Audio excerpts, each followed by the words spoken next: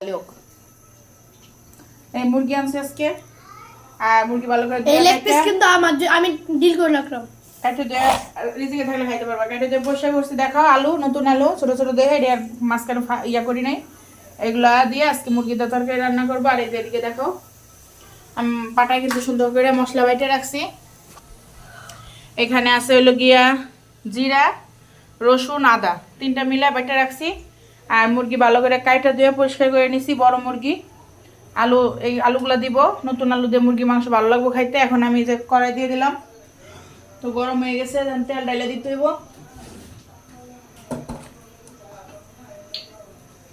এই বাসায় এসে কিন্তু আলহামদুলিল্লাহ এখন আমরা গ্যাসের কোনো কষ্ট করি নাই আলহামদুলিল্লাহ।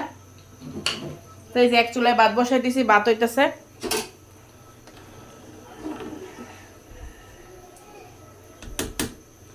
বাস এখন আস্তে আস্তে এই যে পেঁয়াজ কেটে রাখছি এখন পেঁয়াজ কুচিটা দিয়ে দিব।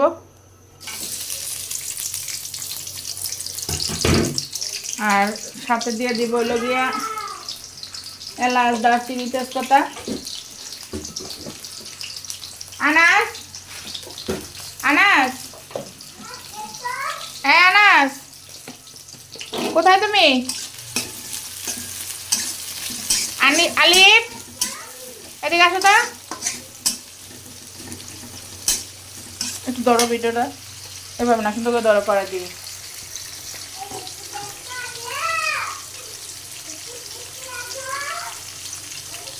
তেজপাতা এদিকে ভাত হচ্ছে আর এদিকে মশলা হচ্ছে।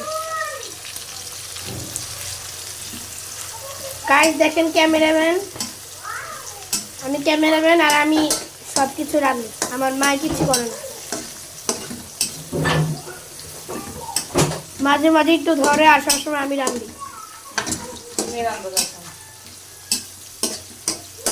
বিশেষ হলো গিয়া এলাচ আর বিশেষ না হলে আমার মার থেকে শুনেন আপনারা।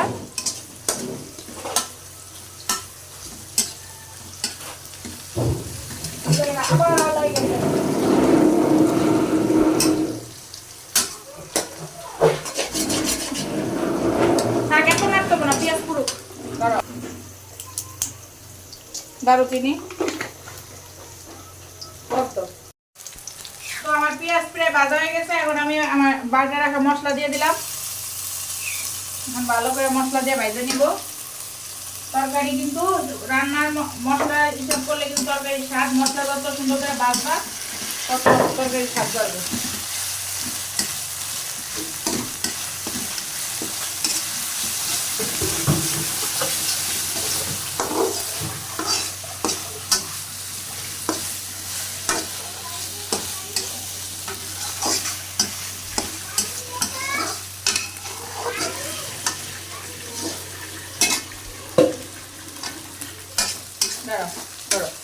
এত নাড়তে হইব না, সরো তুমি ক্যামেরা ধরো ঠিক মতো, তোমার নাড়তে হইব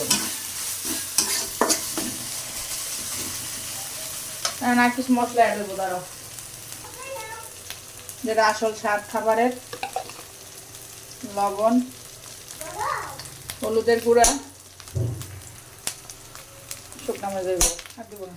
তুমি সরো সাইডে যা দাঁড়াও। পানি দিয়ে দাও।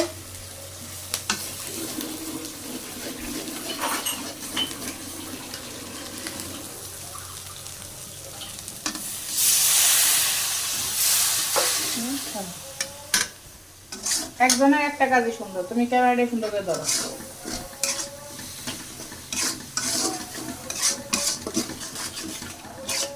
দারুর যে দাম বাবা, আগে ফুলের ঝাড়ু ছিল না, দামও কম ছিল। গ্যাসের চুলার আনতে গেলে তেল খাওয়া লাগে। এবার তোমার আব্বুর করে দেবো সরিষার তেল আনতে।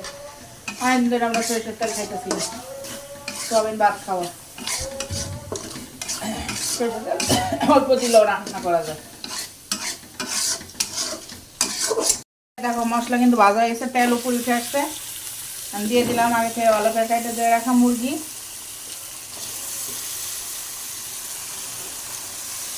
বাজারে কিন্তু আমি যাইনি, আলিফ গেছিলাম। থাক না করে দেবো।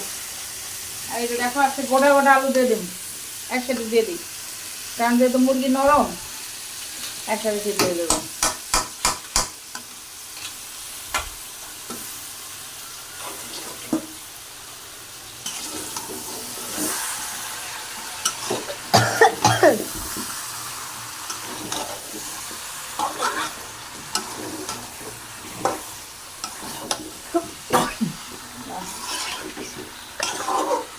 কারণ আমি একটা ভালো করে মুরগি কষানো শেষ।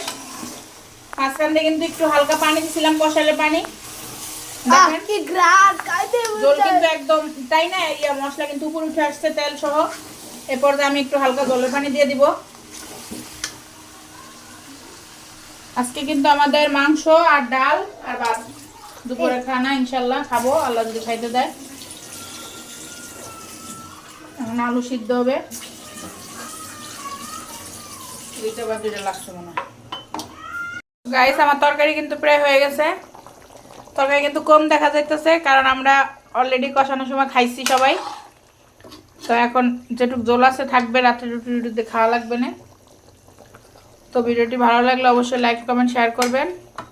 আর চ্যানেলটি যদি ইউটিউব থেকে দেখেন তাহলে সাবস্ক্রাইব করে দিবেন, আর যদি ফেসবুক থেকে দেখেন তাহলে অবশ্যই ফলো দিয়ে দিবেন। তো রান্না শেষ পর্যায়ে সবাই ভালো থাকেন। আসসালামু আলাইকুম। কি ভাত